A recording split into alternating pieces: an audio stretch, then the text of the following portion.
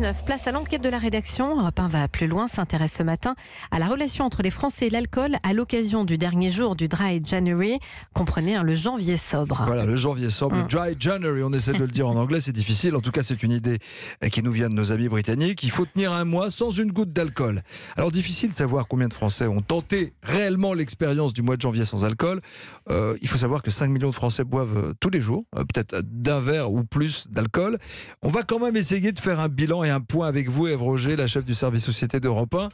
Bonjour. Bonjour Nicolas, bonjour Comment à tous. s'est passé le Dry January, justement, pour ceux qui ont relevé le défi? Eh bien, j'ai demandé au groupe Facebook, créé pour l'occasion Janvier Sobre, de faire un sondage express auprès de ses membres. Ils sont 500. Et il apparaît que près des 2/3 ont tenu le choc pendant tout le mois de janvier. Comme Jean-Philippe, c'est un cadre de 36 ans, il habite à Nantes. Et pour lui, je peux vous l'assurer, c'est un exploit, parce qu'avant de commencer, il pouvait boire jusqu'à 15 verres en une seule soirée. Écoutez-le. Ça s'est plutôt très bien passé, je suis assez surpris. Typiquement, quand je vais au restaurant, je demande toujours s'il y a des bières sans alcool. Parfois il y en a et c'est très agréable pour accompagner un repas. Donc ça m'a permis de passer de très bons moments, de prendre du plaisir, de sortir et de rien changer à mes habitudes. Alors est-ce que vous savez quand est-ce que vous allez reboire? Ça me fait assez peur, je dois vous le dire, Ève, vraiment. Mais j'appréhende la reprise. J'appréhende le fait de retomber dans mes vieilles et bonnes et mauvaises habitudes. Et donc je suis assez prudent. En fait, j'ai rien prévu de particulier. J'ai pas prévu de me prendre une cuite monumentale dès demain. Je pense le réintégrer l'alcool progressivement, plus modéré, vous auriez compris. Ouais, mais attendez, 15 verres, c'est beaucoup, là. Faut arrêter. Ça dépend combien de fois par semaine vous le faites. Oui. Bon. Alors, ce qui est intéressant aussi, c'est qu'un tiers des membres du groupe ont fait une entorse à la règle, un verre le samedi soir, mais qu'ensuite, ils ont repris le défi, comme Noël, un infirmier que j'avais interrogé à mi-parcours. Écoutez. On est sorti et là on s'est accordé de boire 2 verres. Je le prends pas comme le fait que j'ai craqué, je me suis autorisé. J'aurais pu ne pas le faire. Et le lendemain on a repris l'abstinence complète sans souci. J'aime beaucoup, j'aurais pu ne pas le faire. En revanche, impossible de savoir combien ont abandonné en race campagne, ceux-là ne se sont pas signalés. Mais on en connaît ici à la radio, mais je ne citerai pas de nom.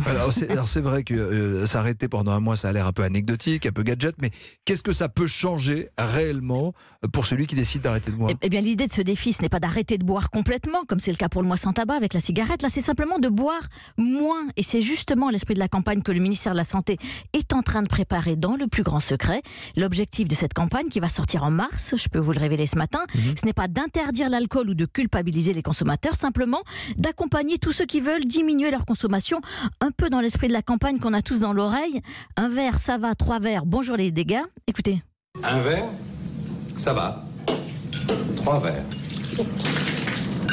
Bonjour les dégâts.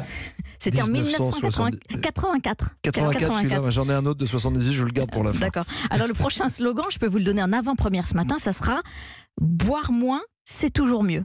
Boire moins, c'est toujours mieux. C'est dur à dire, hein. Boire moins, c'est toujours mieux. Ouais. Voilà, et la campagne va se décliner non pas en insistant sur les risques de l'alcool sur notre santé, le cancer, infarctus, mais au contraire sur les petits bénéfices que chacun aurait à boire moins d'alcool, comme perdre du poids ou mieux dormir la nuit. Est-ce que la campagne va nous donner un nombre de verres maximum à boire chaque jour? Et oui, les publicitaires réunis par Santé publique France ont phosphoré pendant des mois, je peux vous le dire, pour traduire en langage grand public les nouveaux repères fixés par le Haut Conseil de Santé publique.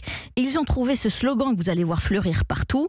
Maximum 2 verres par jour et pas tous les jours. Ça, c'est pas mal. Alors, il faut savoir que les Français consomment quand même 2,7 verres par jour en moyenne, donc plus que les recommandations officielles. Alors, vous nous annoncez une campagne, Ève Roger, c'est un peu la contre-attaque d'Agnès Buzyn, la ministre de la Santé. Oui, je peux vous dire qu'elle l'attend avec impatience, cette campagne, un peu comme une revanche. D'abord contre le lobby de l'alcool, qui en janvier a fait capoter plusieurs mesures du plan addiction, comme la fixation d'un prix minimum ou l'augmentation substantielle du logo pour les femmes enceintes sur les bouteilles. Et puis, c'est aussi une petite pierre dans le jardin de ses collègues, comme le ministre de l'Agriculture, Didier Guillaume, qui répète à l'envi que le vin n'est pas un alcool comme les autres. Alors, je retiens les nouveaux slogans. Vous pouvez les tweeter aussi, chers auditrices et auditeurs, avec le hashtag Europe 1. Boire moins, c'est toujours mieux. Et maximum 2 verres par jour et pas tous les jours. Mais je garde ce vieux slogan dont je vous parlais. Il a déjà 30 ans. C'était en 1978. C'était boire ou conduire, il faut choisir. Oui, et ça, c'est toujours efficace et toujours d'actualité. Ève Roger, chef du service société, c'était Europe 1. Va plus loin.